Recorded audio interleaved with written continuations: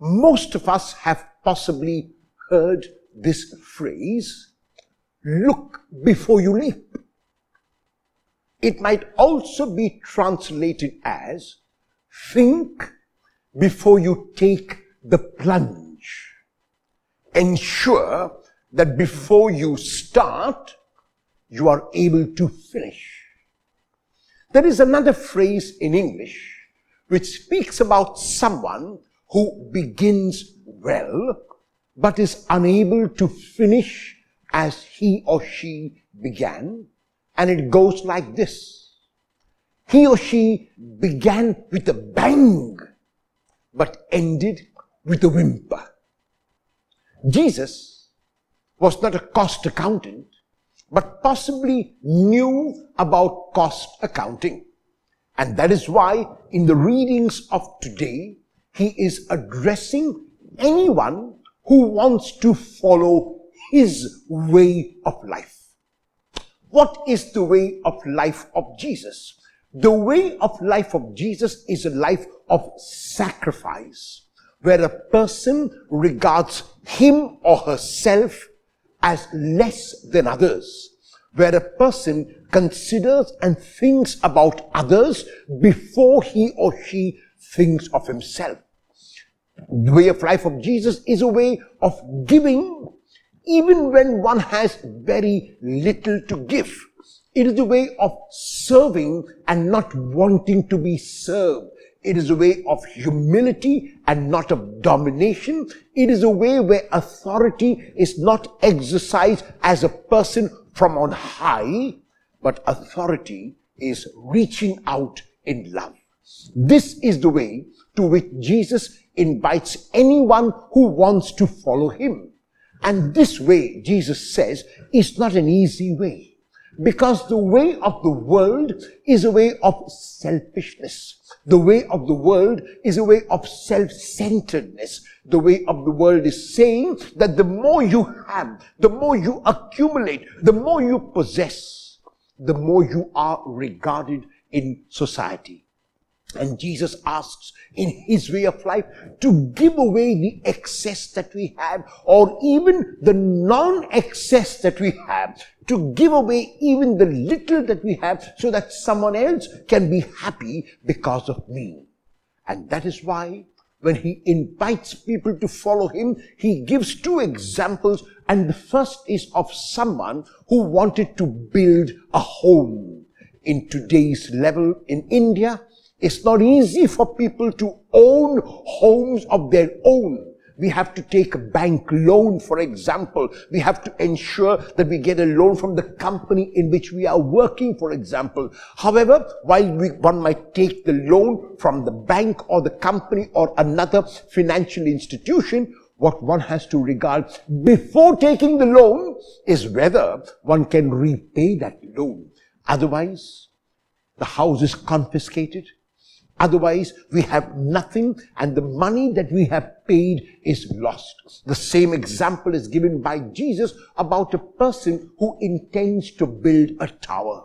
And the person who intends to build a tower must first sit down and ask him or herself whether he or she has the money, the wherewithal to do what has to be done. Otherwise, the person starts building, lays the foundation, and the tower comes up only slightly, and the person realizes that he doesn't have what it takes, and so has to abandon that project. Not only is the money which was invested lost, but people will look at that person as someone who could not complete what he or she began. He also gives another example of a king who wants to wage war with another king. The king who wants to wage war has to sit down and ask whether he has enough resources, enough soldiers, enough men to fight with the other king and to win.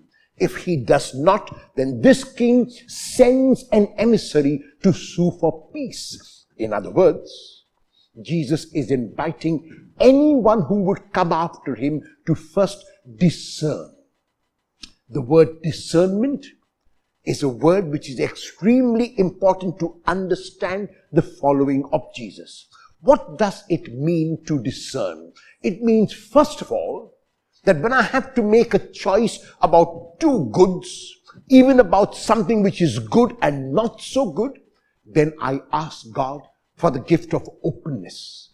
I ask God for the gift of listening to His word.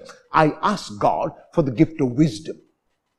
Our Blessed Mother Mary was a beautiful example of this openness.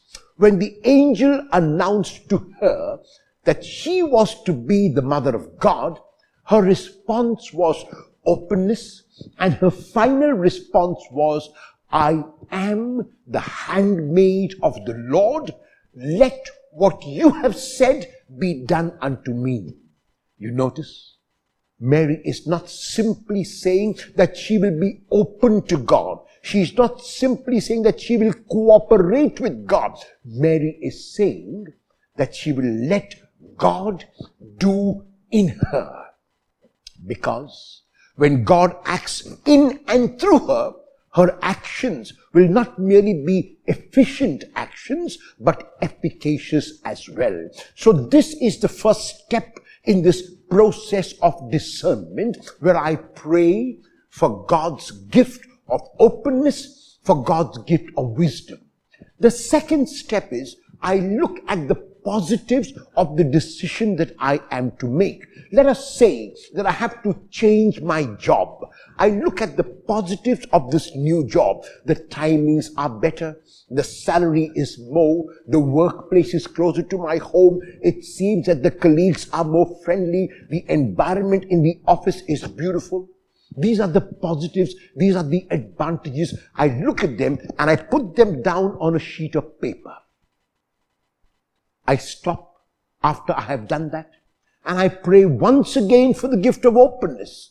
And then I look at the not so positives or the negatives of my decision. When I go to a new place, I will have to make my mark. It will take me some time. Even though the place is closer to my home, it seems a little more difficult to get there than to get to the place where I am working now.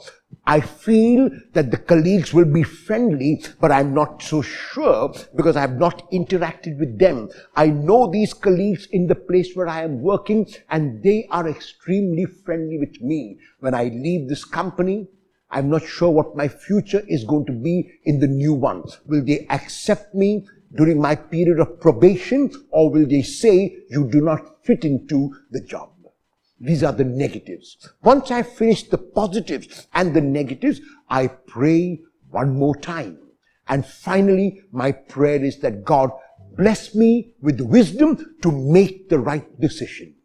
Once I feel confident that God has opened my heart and has opened my mind to make the right decision, I decide, asking God for His grace and help and courage and strength with the decision I have made. This is what discernment means. And especially when we have to make important decisions in our lives, like following the way of Jesus, like the way of selflessness, like the way of giving, like the way of love, we have to make this discernment. We have to stop and ask ourselves whether we will be able to persevere and continue. It is easy to follow Jesus for a day. It is easy to follow Jesus partially. It is easy to follow Jesus on our terms. But to follow Him consistently and perseveringly, to follow Jesus without counting the cost, to follow Jesus not on my terms but on His terms, requires discernment. And so the readings of today are calling for wisdom, are calling for discernment before we make a decision. Do I have the wherewithal to follow a life of selflessness? Do I have the capital to follow a life of giving? Am I confident, courageous, and strengthened enough that I can follow Jesus on His way?